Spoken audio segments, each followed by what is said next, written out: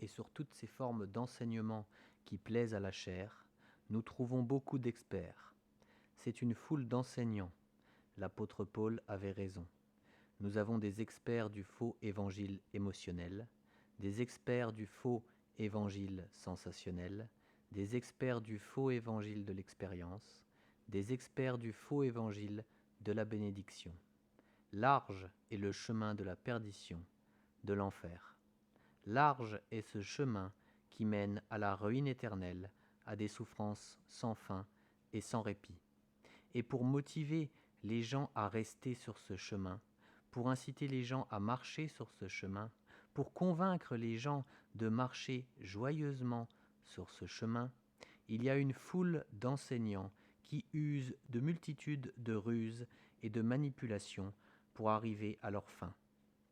Argent, bonheur terrestre, succès, plaisir, mais ils ne prêchent pas le sang de Jésus.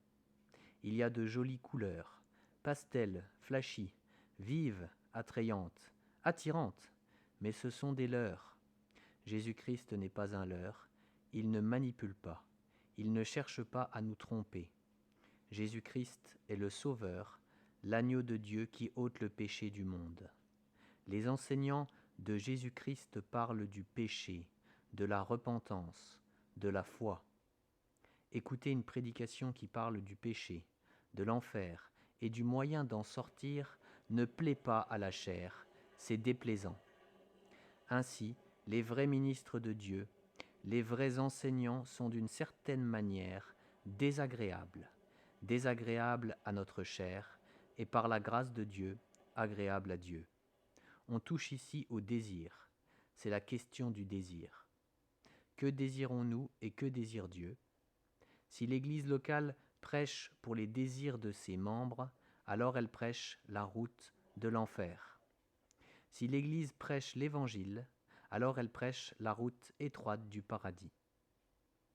Et s'il y a mélange entre les deux, alors cette Église doit se repentir, d'une manière ou d'une autre, qu'il en soit ainsi.